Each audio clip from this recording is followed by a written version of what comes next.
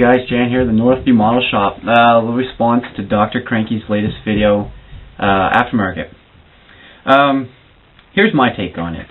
And I just watched the video there with Jay Michaels and Jay Michaels Designs. If you haven't checked him out, gotta check this guy out because he's got a great attitude, and he just he might. Some guys don't like him, and back to that as well is. He's getting a lot of dislikes, and it boggles my mind if you don't like watching the guy and you just watch his videos, hit dislike. Why are you wasting your friggin' time? But I'm sure he's going to touch on this, and we'll leave that alone. But that's nothing to do with it. The aftermarket. The story that I had is I come from 3 generations of mechanics. My grandfather, my father, and myself. I'm a Nova Scotia licensed mechanic. I have my Ford Masters mechanics license, a Heister and a Caterpillar heavy equipment certifications.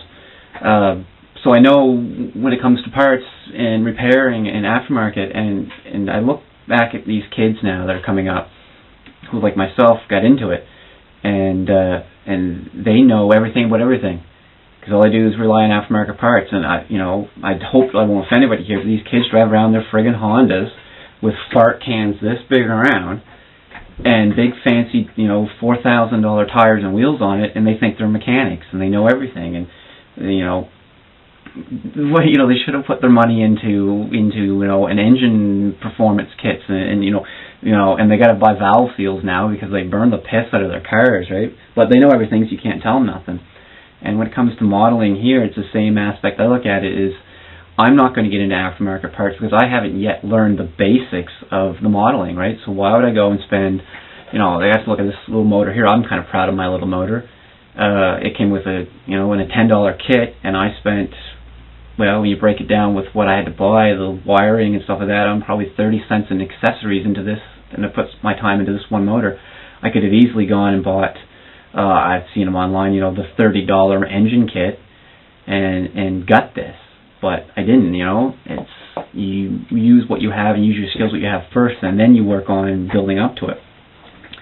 So I guess, I don't know, ranting and raving and making no sense, but that's all that matters anyway in the end. But if you don't have the skills to put together, here's a glue bomb, right? I'm practicing glue bomb repairs and alterations with this crap, because why? Try experimenting on something cheap before you go and ruin it, right? I'm not going to go buy, $10 set of wheels for this and a $30 motor for it, and take these 3 kits and cut 2 pieces of them and throw the rest away. Just, why do that, right? Take what's in that kit, make it the best you possibly can until you've got to the point where you are good enough that you can't modify those parts anymore to make them any better, and then then you look at getting into other stuff. So that's my take on it. This makes any sense? Probably not. So whatever, right? It's all good. But anyway, that's my take on this. The aftermarket.